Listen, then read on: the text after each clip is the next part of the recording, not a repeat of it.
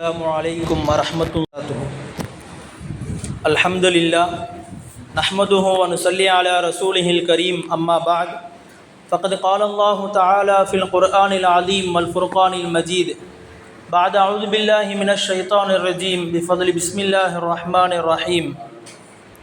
Wa innaka la'ala khuluqin azim. Sadaqallahul azim. அல்லாஹ்வினுடைய கிருபையால் இன்றோடு 29 ஜுஸுக்கள் நிறைவு பெற்றுவிட்டன. இன்றைக்கு ஓதப்பட்ட ஒரு சூரா ஆரம்ப ரக்காத்துகளில் சூரத்துல் கலம் எழுதுகோல் என்கிற பெயரில் ஒரு சூரா இன்றைக்கு ஓதப்பட்டது. இந்த சூறாவில் அல்லாஹு தாலா நாயகம் ஸல்லல்லாஹு அலைஹி வஸல்லம் அவர்களை பற்றி புகழ்ந்த ஒரு வார்த்தை சொன்னான். வ இன்னக லஅலா குலுகின் அதீம். முதல் ரக்காயத்திலே வந்துச்சு, நபியே நீங்கள் மகத்தான நற்குணத்தில் மீது இருக்கிறீர்கள் என்று அல்லாஹு தாலா நாயகம் ஸல்லல்லாஹு அலைஹி வஸல்லம் அவர்களை புகழ்ந்து சொல்கிறான். பொதுவாக நாம் குர்ஆனிலே பார்த்தோம் என்று சொன்னால் எல்லா நபிமார்களுடைய தனித்தன்மைகளையும் அல்லாஹு தாலா வரிசையாக சொல்கிறான். ஹஜ்ரத் மூசா அலைஹிஸ்ஸலாத்து வஸ்ஸலாம் அவருடைய சீற்றம், அவங்களுடைய கோபத்தை பற்றி சொல்கிறார். அய்யூப் அலைஹிஸ்ஸலாத்து வஸ்ஸலாம் அவருடைய பொறுமையை பற்றி சொல்கிறார். அதே போன்று ஹஜ்ரத் இப்ராஹிம் அலைஹிஸ்ஸலாத்து வஸ்ஸலாம் அவர்களுடைய அந்த தோழமையை பற்றி சொல்கிறான். ஆனால் நாயகம் ஸல்லல்லாஹு அலைஹி வஸல்லம் அவர்களை பற்றி தனித்தனியாக எதுவுமே சொல்லலை. இவையெல்லாம் சேர்த்து ஒரே வார்த்தையை அல்லாஹ் சொல்கிறது, ஒரே டைட்டில், ஒரே வார்த்தையாக வெளியே வர்றது வ இன்னக லஅலா குலுகின் அதீம். இது மொத்தத்துக்கும் பேர் நற்குணம்னு பேர், அஹ்லாக். வ இன்னக லஅலா குலுகின் அதீம், நபியே நீங்கள் மகத்தான நற்குணத்தின் மீது இருக்கிறீர்கள் என்று அல்லாஹ் தஆலா ஒரே வார்த்தையில் சொல்லிட்டான். சுன்னத்துகள்லேயே ஸல்லல்லாஹு அலைஹி வஸல்லம் அவருடைய சுன்னத்துகள்லேயே மிகப்பெரிய சுன்னத் என்னங்க? அஹ்லாக்கோடு, ஒரு மனிதன் அஹ்லாக்கோடு இருப்பது தான்.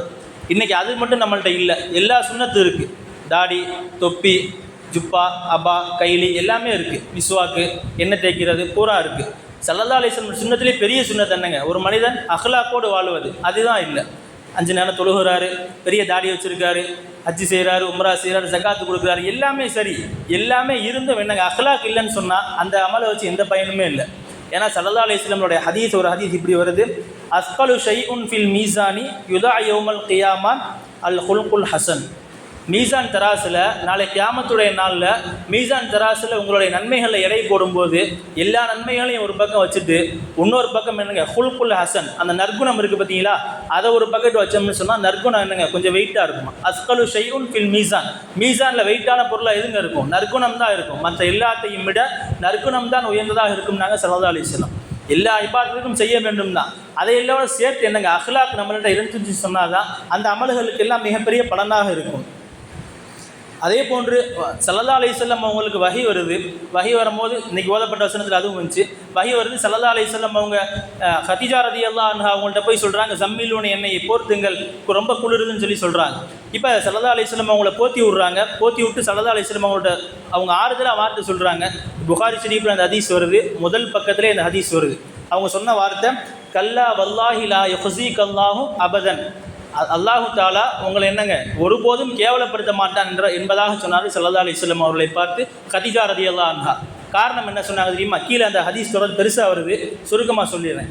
காரணம் என்ன சொன்னாங்க? நபியை நீங்கள் மகத்தான நற்குணத்தின் மீது இருக்கிறீர்கள், நீங்கள் ஏழைகளுக்கெல்லாம் உதவி செய்கிறீங்க, அதே மாதிரி நீங்கள் இல்லாதவங்களுக்கெல்லாம் உதவி செய்கிறீங்க, மற்றவங்களுக்காக வேண்டி நீங்கள் வாழ்கிறீங்க. இதுக்கு நம்மளுடைய பாயிண்டிங் என்னங்க? நபியை நீங்கள் நற்குணத்தின் மீது இருக்கிறீர்கள், எனவே அல்லாஹு தாலா உங்களை கேவலப்படுத்த மாட்டான் என்பதாக என்னங்க கதீஜா ரலியல்லாஹு அன்ஹா நாயகம் ஸல்லல்லாஹு அலைஹி வஸல்லம் அவர்களுக்கு ஆறுதல் சொன்னாங்க. இப்போ வஹிக்கு வரக்கூடிய காலகட்டம், இப்போ வஹி வந்துருச்சு. இப்போ ஜிப்ரைல் அலைஹிஸ்ஸலாம் வஹியை கொண்டு வந்துட்டாங்க. இப்போ இதுக்கப்புறம் ஸல்லல்லாஹு அலைஹி வஸல்லம் அவங்கள கதீஜா ரலியல்லாஹு அன்ஹா வரக்கத் இப்னு நௌஃபல்னு ஒருத்தர் இருந்தார் அன்றைய காலத்தில், அவங்கள்ட்ட அழைச்சிட்டு போகிறாங்க. அழைச்சிட்டு போய் நடந்ததை சொல்கிறாங்க. இந்த மாதிரி எனக்கு வஹி வருது, ஒரே மாதிரி குளிருதுன்னு சொல்கிறாங்களே, என்ன காரணம் கேட்கும்போது அவர் வரக்கத் இப்னு நௌஃபல் இருக்காருங்களே, அவர் என்னங்க பழைய வேதத்தை பூரா நல்லா தெரிஞ்சவர். அவர் பதில் சொல்கிறாரு, இதே மாதிரி தான் மூசா அலைஹிஸ்ஸலாத்து வஸ்ஸலாம் அவங்களுக்கு என்னங்க வஹி வந்துச்சு, கொண்டு வந்தது ஜிப்ரைல் அலைஹிஸ்ஸலாத்து வஸ்ஸலாம். அதே மாதிரி என்னங்க உங்களுடைய கணவரான நாயகம் ஸல்லல்லாஹு அலைஹி வஸல்லம் அவர்களுக்கும் ஜிப்ரைல் தான் கொண்டு வந்திருக்காங்கன்னு சொல்லிட்டு அடுத்த வார்த்தை சொல்கிறாரு, இதை போய் நீங்கள் உங்களுடைய மனிதர்கள்ட்ட, உங்களுடைய கவுமுகள்கிட்ட நீங்கள் சொன்னீங்கன்னு சொன்னால் உங்களுக்கு மிகப்பெரிய எதிர்ப்பு வரும். எந்த அளவுக்குன்னு சொன்னால் உங்களுடைய சொந்த ஊரை விட்டு உங்களை வெளியாக்குவாங்கன்னு சொன்னார். ஸல்லல்லாஹு அலைஹி வஸல்லம் உடனே அதிர்ச்சியாக கேட்டாங்க, அவன் முஹ்ரிஜிய இணையவா வெளியாக்குவாங்க? நம்ம வார்த்தையை கவனிக்கணும். உடனே கேட்ட வார்த்தை, அவன் முஹ்ரிஜிய இணையவா இந்த ஊரை விட்டு வெளியாக்குவாங்க? காரணம் என்ன சொல்கிறாங்க பாருங்கள், நான் அந்த ஊரில் எல்லாத்தையும் நல்லபடியாக பழகி இருக்கேனே, அஹ்லாக்கோடு இருந்திருக்கிறேனே, என்னை எப்படி அவங்க வெளியாக்குவாங்க? பொய் சொன்னால் அவங்க வெளியாக்குவாங்க என்பது வேறு. ஆனால் ஸல்லல்லாஹு அலைஹி வஸல்லம் இருந்ததை சொல்லி காட்டுறாங்க. நான் எல்லாரோடத்தையும் நான் நல்ல பிள்ளைன்னு பேர் வாங்கியிருக்கேன், எல்லாத்தையும் நல்ல தொடர்பாக இருந்திருக்கேன், எல்லாத்திலையுமே நான் ஒற்றுமையாக இருந்திருக்கிறேனே, என்னையை போய் எப்படி அவங்க முஹரிஜி ஆச்சரியமாக கேட்டாங்க ஸல்லல்லாஹு அலைஹி வஸல்லம், என்னை எப்படி வெளியாக்குவாங்க என்பதாக ஸல்லல்லாஹு அலைஹி வஸல்லம் கேட்டாங்க. பொதுவாக அந்த அஹ்லாக்கிற்கு பதில் நற்குணம் என்பது அது நம்ம யார்கிட்ட வெளிப்படும் அப்படின்னு சொன்னால், யார்கிட்ட இருக்கிறது அப்படின்னு சொன்னால், உதாரணமாக நம்ம இருக்கோம்னு சொன்னால் நம்மளுடைய தரத்திற்கு ஈக்குவலாக இருக்கவங்கள்ட்ட அஹ்லாக் இருக்கணும். அது அதை விட கீழே இருக்காங்க பார்த்தீங்களா, அவங்கள்ட்ட நம்ம அஹ்லாக்கோடு நடந்துக்கணும். அப்போனா தான் நம்ம உண்மையாக அஹ்லாக்கோடு நடந்துக்கிறதுக்கு அடையாளம். நமக்கு மேலுள்ளவங்கள்ட்ட கூட நம்ம அஹ்லாக்காக தான் இருப்போம், அது இங்கே சொல்ல வேண்டிய அவசியம் இல்லை. உதாரணமாக ஆசிரியராக இருக்கட்டும், ஒரு ஆஃபீஸில் இருக்கார் மேனேஜராக இருக்கட்டும், யாராக இருந்தாலும் சரி, ஹெச்ஆராக இருக்கட்டும், யாராக இருந்தாலும் சரி, அவங்க நமக்கு மேலே இருக்காங்க, நம்ம பணிவோடு தான் இருப்போம். அவங்க ஏதாவது செஞ்சுருவாங்கன்னு ஒரு பயம் இருக்கும், பணிவோடு தான் இருப்போம். நாம் யாரிடத்தில் ஆதிக்கம் செலுத்த முடியுமோ, நம்ம மனைவி, அதே போன்று பிள்ளைகள், யார் இடத்துல நம்மளுடைய அதிகாரம் செலுத்த முடியுமோ அந்த இடத்துல ஒரு மனிதன் அஹ்லாக்கோடு இருந்தால், நற்குணத்தோடு இருக்கிறான் என்று சொன்னால் அவனுடைய உண்மையான குணம் என்ன, இயற்கையாகவே என்னங்க நற்குணத்தின் மீது இருக்கிறான் அப்படின்னு என்பதாக அர்த்தம். ஏன்னா ஒரு ஹதீஸில் எப்படி வருது, நாயகம் ஸல்லல்லாஹு அலைஹி வஸல்லம் சொல்கிறாங்க, ஒரு குடும்பத்தில் சிறந்த தலைவர் யாருன்னு தெரியுமான்னு கேட்குறாங்க. ஒரு குடும்பம் இருக்குது, அதில் ஒரு ஆண்மகன் இருக்கார், கணவர் இருக்காருன்னு சொன்னால் சிறந்த தலைவர், சிறந்த ஆண்மகன் என்பதற்கு என்ன அடையாளம்னு கேட்குறாங்க. ஸல்லல்லாஹு அலைஹி வஸல்லம் சொல்கிறாங்க, அவர் வீட்டுக்குள்ளே வந்தாருன்னு சொன்னால் வீட்டில் உள்ளவங்க அத்தனை பேர் சந்தோஷமாயிருவாங்க. மனைவி, பிள்ளைகள், அவர் உள்ளே வந்தோடனே பாசத்தோடு ஓடி வருங்க, பிள்ளைங்க பூரா, மனைவி பாசத்தோடு வருவாங்க. இப்படி ஒருத்தவர்கிட்ட வர்றாங்கன்னு சொன்னால் அவர் சிறந்த தலைவர்னாங்க ஸல்லல்லாஹு அலைஹி வஸல்லம். கொஞ்சம் மாற்றி யோசிங்களேன். இப்போ உள்ளே வர்றாரு, உள்ளே வரும்போதே அந்த அம்மா பாட்டில் ஒரு ரூமில் போய் அடைஞ்சிக்குது, இங்கிட்டு பிள்ளைக ஒரு ரூமில் போய் அடைஞ்சிக்குது. இனி போகிற வரைக்கும் தொலைஞ்சோன்னு நினச்சிட்டு ஆளாளுக்கு ஒரு ரூமில் போய் அடைஞ்சிக்குதுன்னா இது மோசமான தலைவருக்கு அடையாளம்னு அர்த்தம். அந்த இடத்துல என்னங்க அஹ்லாக் அவருக்கு சரியில்லைன்னு அர்த்தம். ஏன்னா ஸல்லல்லாஹு அலைஹி வஸல்லம் சபைக்குள்ளே வரும்போது சஹாபாக்கள் போனால் ஒட்டி ஓடி வருவார்கள், தோளோடு தோல் உட்காருவார்கள், முட்டியோடு முட்டி சேர்த்து உட்காருவார்கள். எனவே ஒரு சிறந்த தலைவருக்கு அடையாளம் என்பது என்னங்க சேர்ந்து உள்ளே வரும்போதே நம்மளை அப்படியே நெருக்கி வரணும். அதுதான் ஒரு உண்மையான ஒரு குடிமகனுக்கு ஒரு என்னங்க ஒரு அஹ்லாக்குள்ள மனிதனுக்கு அடையாளம். அதுதான் நாயகம் ஸல்லல்லாஹு அலைஹி வஸல்லம் அவருடைய ஹதீஸில் பல ஹதீஸுகள் வருது. மனைவிமார்கள்ட்ட எப்படி நடந்துக்கிட்டாங்க, புனைப்பெயர் வச்சு கூப்பிட்டாங்க. ஆயிஷா ரதியல்லாஹு அன்ஹா அவங்கள ஆயிஷுன்னு கூப்பிட்டாங்க. இன்றைக்கி நிறைய பேர் செல்லமாக கூப்பிடுவாங்க. ஸல்லல்லாஹு அலைஹி வஸல்லம் அவங்க ஹதீஜா ரதியல்லாஹு அன்ஹா அல்லது ஆயிஷா ரதியல்லாஹு அன்ஹா அவங்களுடைய மடியில் தலையை வச்சு படுத்துருக்காங்க. நிறைய ஹதீஸ், சின்ன குழந்தைகளை தூக்கி மேலே உட்கார வச்சு நடந்து போனாங்க. எல்லாமே ஸல்லல்லாஹு அலைஹி வஸல்லம் அவருடைய அஹ்லாக் வெளிப்படுது. இன்றைக்கி நம்ம வீட்டில் கூப்பிடும் போதே கழுதைன்னு ஆரம்பிக்கிறது. எப்படிங்க கழுதை அப்படிங்கிறது?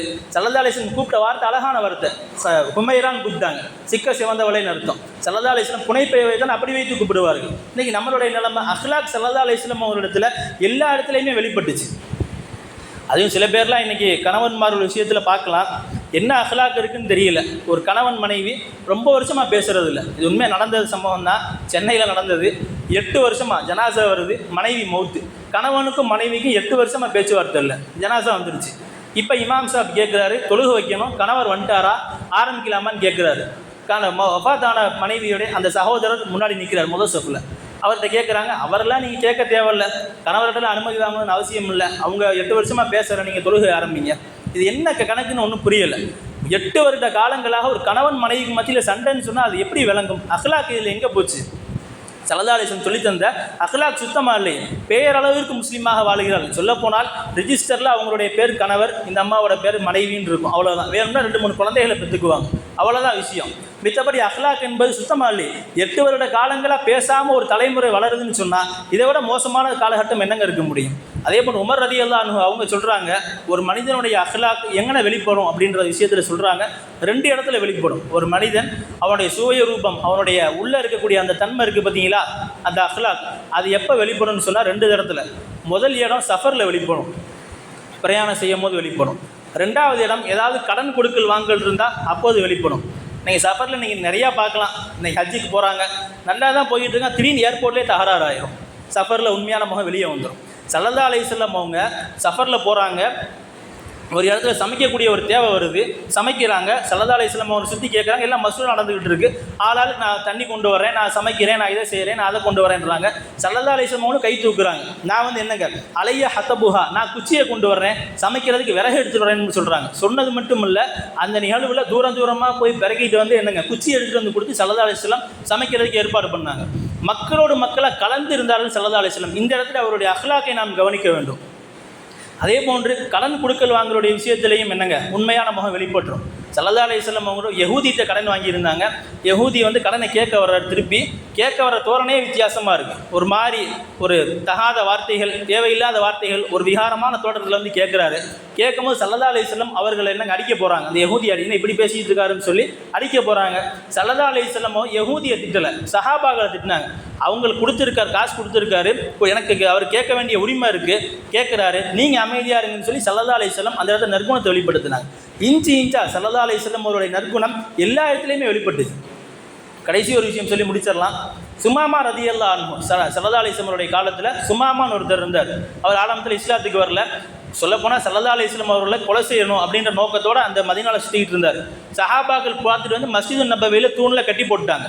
இப்போ ஸல்லல்லாஹு அலைஹி வஸல்லம் தகவல் சொல்கிறாங்க, இந்த மாதிரி கட்டி போட்டாச்சுன்னு. ஸல்லல்லாஹு அலைஹி வஸல்லம் அப்படியே விட்டுருங்கன்ட்டாங்க. ஒரு 3 நாள் அப்படியே இருக்கட்டும், விட்டுருங்கன்ட்டாங்க. ஒன்றுமே செய்யலை. ஸல்லல்லாஹு அலைஹி வஸல்லம் வர்றாங்க, தொழுகிறத பார்க்குறாரு, சஹாபாக்களுடைய தொழுகையை பார்க்குறாரு, சஹாபாக்களுடைய ஒற்றுமையை பார்க்குறாரு, ஸல்லல்லாஹு அலைஹி வஸல்லம் சஹாபாக்கள் நடந்துக்கிட்ட விதத்தை பார்க்குறாரு. எல்லாத்தையுமே 3 நாள் வாட்ச் பண்ணிகிட்டே தான் இருக்கார். வேறு ஒன்றுமே செய்யலை. 3 நாள் கழிச்சு ஸல்லல்லாஹு அலைஹி வஸல்லம் ரிலீஸ் பண்ணிட்டாங்க, போயிட்டு வந்துட்டாங்க. போனவர் நேராக ஊருக்கெல்லாம் போகல, மதீனாவுக்கு வெளியே ஒரு கிணறு இருக்குது, அதில் போய் குளிச்சுட்டு நேராக ஸல்லல்லாஹு அலைஹி வஸல்லம் சபைக்கு இஸ்லாத்தில் சேர்ந்துட்டார். கலிமாவை சொல்லி இஸ்லாத்தில் சேர்ந்துட்டார்.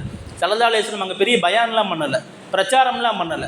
சஹாபாக்கள் யாரும் இஸ்லாத்துக்குள்ளே வரலன்னு சொன்னால் கொலை பண்ணிடணும்னு மிரட்டவும்லாம் இல்லை. 3 நாள் அவங்களுடைய நடவடிக்கையை ஸல்லல்லாஹு அலைஹி வஸல்லம் அக்லாக்கை வாட்ச் பண்ணுறாரு.